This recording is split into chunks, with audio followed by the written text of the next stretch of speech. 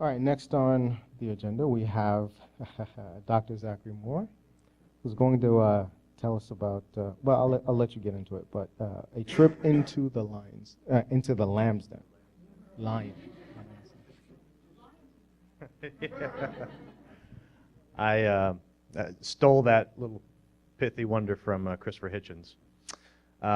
Yeah, so with this whole Go Without God and the bus campaign, with all the activity and some of the negative reactions that have been out there among Christians and different Christian groups, I really saw that as an opportunity, because one of the things that I love to do personally is to go out into the community and engage with Christians and other believers, really one-on-one. And it may be a little bit of a weirdness in me personally. I understand that, but it is something that I really thrive on and I enjoy. And I think it's a really great opportunity, sort of beyond my own personal benefit, because it allows believers and non-believers to come together and get to know each other. And there are a lot of questions out there that Christians have about us as non-believers. And so I was actually invited last week. I went to a church called Lake Point Church in Rockwall, and I was invited by Heath Hill, who is the gentleman that owns the advertising company that said, "I still love you, signed God," that followed our bus signs around Fort Worth for about 2 weeks. So I got in contact with him, and we actually met and had lunch, had a really great time. He's a very nice guy. He is very, very sincerely Christian, very sincerely Christian. And so, because of that, there were a lot of things, a lot of questions in his mind about me as a non-believer, and about the rest of you too. He had a lot of questions, about what we were like. And so I spoke to him and to his Sunday school class last week, and I videotaped a bit of it. Some of you may have seen the video. I posted it on Facebook, but I brought with me some select clips just to give you an idea of some of the questions and some of the other things that were that went on.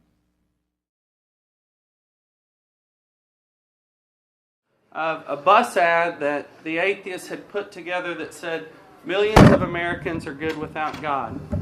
A couple weeks later, when it launched, there was another truck that was launched that said, "I still love you, sign God." And so we're going to talk about that today. Through a couple different interviews, Zach and I connected. We ended up having lunch a week or two ago for a couple hours. He's a great guy. Kind of the point of me inviting him into this room is really to kind of clear up what free thinkers or what atheists believe, because we all have a stigma of kind of what that looks like or what we think they are. A lot of us are scared or fearful or maybe even angry. If you saw some of the news reports, a lot of different preachers, a lot of different people that were interviewed on the streets were angry about it. And so we're going to talk a little bit about that.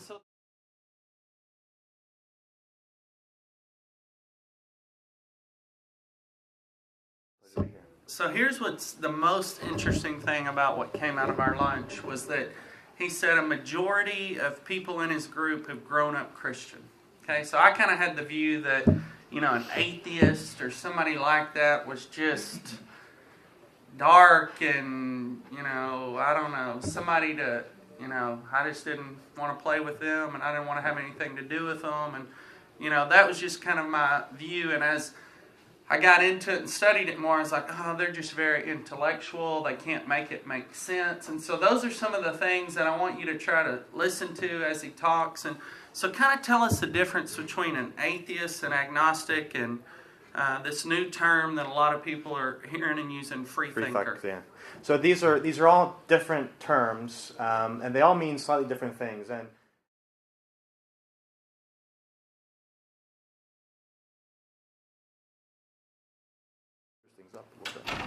so one of the things that came out of our lunch that really was shocking to me or kind of blew my mind was that a lot of atheists or even agnostic would not say, I'm 100% sure there's not a God, or I'm 100% sure of this belief. There's always that, we can't know for absolute certain. And I was for me, that was shocking, because if I'm going to publicly make that claim, I sure as heck better know without a question of a doubt that I believe that.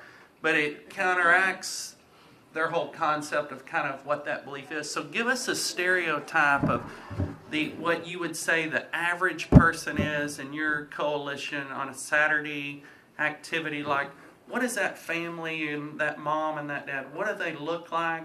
What do they do for a job? What, kind of give us a what you would say, and I know it's hard, but like a stereotype of what that family makeup looks like. Well, I mean, quite frankly, they look like you people. I mean, they're your neighbors, they're your friends, they're the people that you work with. Have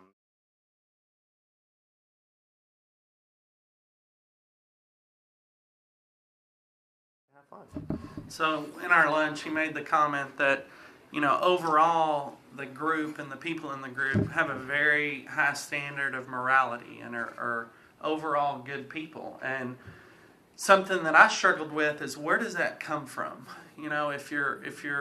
If there's good and bad, where does that come from, and why be so moral? And where, I invited him to go to Cornerstone, and I thought I had him, and then he said, well, we don't believe in evangelizes and doing goodness. And so I said, maybe we can do something, just good together, both groups. And I said, the only problem with that is there's nothing we do where we don't evangelize. I can't think of even one kind of example. If I'm going to give you a coat, you're going to hear about my God, just the way it works. And I don't even know how to separate the two. But when we were talking, what would you say, or you would want people to know, as to what is the moral compass? You made the comment in the email that we do good for goodness sake, and I thought of the Christmas Carol. But other than that, I've never thought of that statement.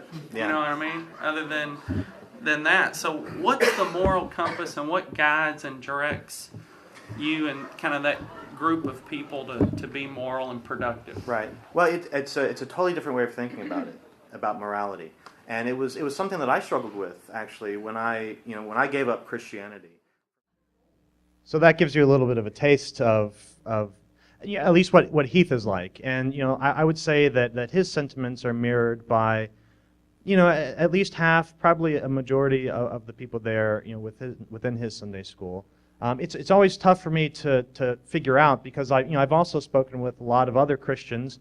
I've met with Tim Bruster, who's the head pastor of First United Methodist in Fort Worth, and the Methodists tend to be a little bit more liberal, a little bit more progressive.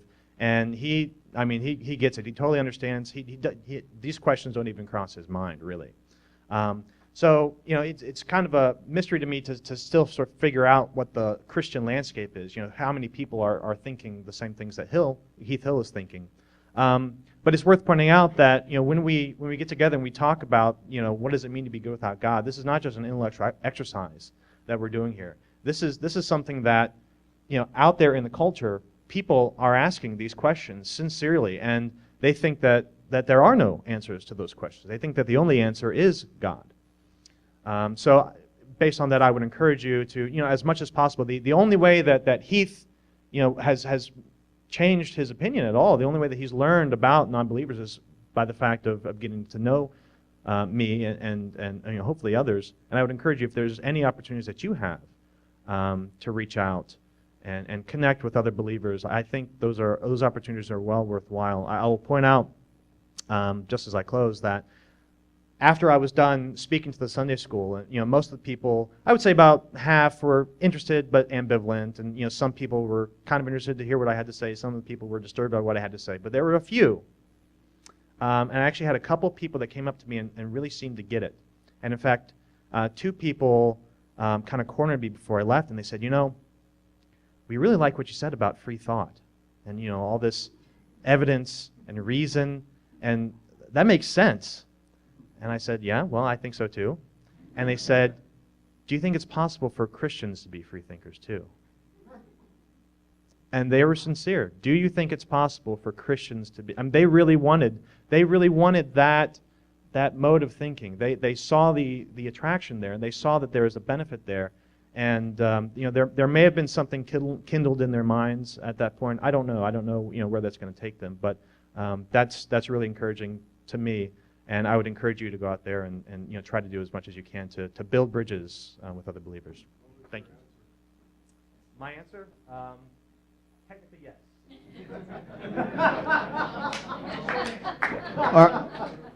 All right, so of course we know that a free-thinking Christian is an atheist in the making.